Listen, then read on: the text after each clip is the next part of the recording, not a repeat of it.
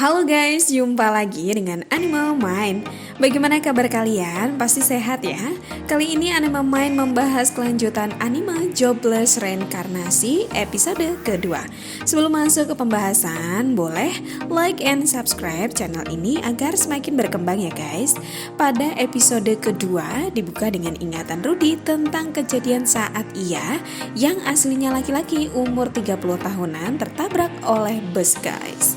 Lalu, ia pun kaget dan tersadar dalam kondisinya yang saat ini, yaitu anak di bawah 5 tahun atau Rudy. Lalu, ketika Rudy tengah sadar, ia mendengar keributan yang biasa dilakukan orang dewasa saat malam hari. Pasti kalian maksudkan guys. Dan Rudy berniat ingin mengganggu kedua orang tuanya guys dengan polosnya.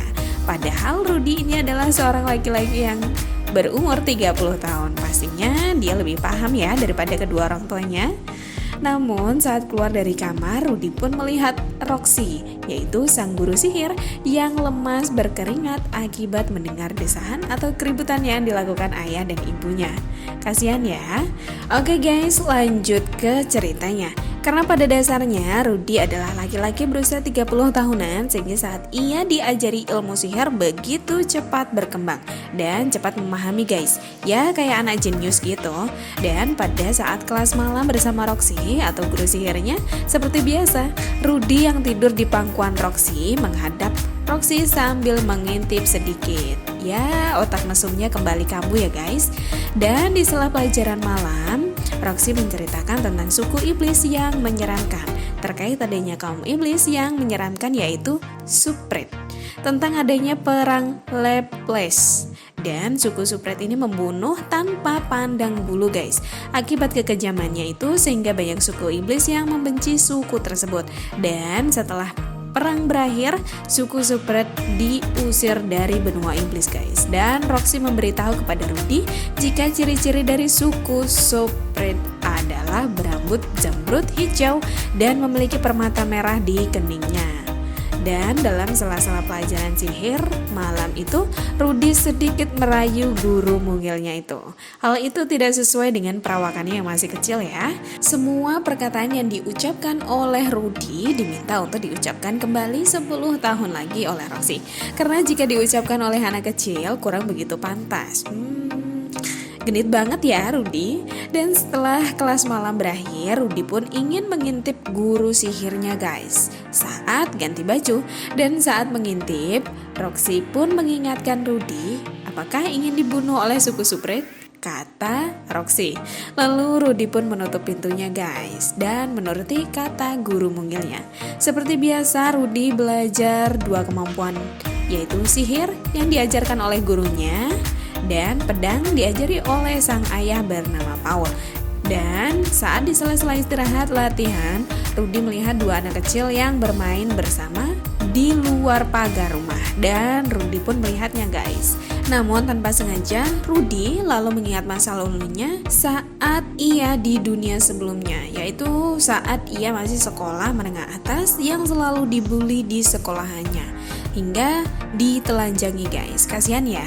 Jadi Rudy sangat takut sekali ketika keluar rumah guys. Melihat Rudy sangat menyendiri dan melihat anak di luar pagar bermain, Roxy pun menghampiri dan mengatakan betapa indah desanya. Dan saat memandang gunung, Roxy mengatakan bahwa di seberang gunung ada akademi sihir Ranoa, sekolah nomor 1 sedunia. Roxy meminta Rudy untuk bersekolah di sana karena kemampuannya yang mumpuni guys. Sedangkan Rudy sendiri adalah seorang laki-laki berumur 30 tahunan yang dulu sering dibully di sekolah, sehingga ia menolak tawaran dari sang guru yaitu Roxy. Namun Roxy menceritakan jika di sekolah itu semua setara, tidak ada perbedaan sama sekali. Dan Rudy tetap dalam pendiriannya jika ia sudah puas dengan pembelajaran sihir dari Roxy dan ingin tetap di rumah saja. Singkat cerita, Roxy sudah menjadi guru sihir Rudy selama setengah tahun.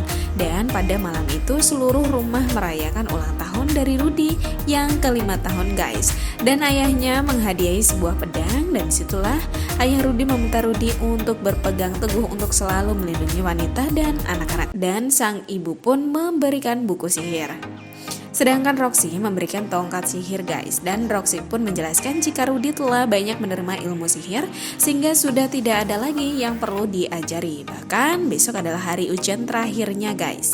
Namun karena ujian akhir dilakukan di luar rumah, Rudy pun sangat cemas dan ia masih terbayang akan masa lalunya yang sangat kejam guys.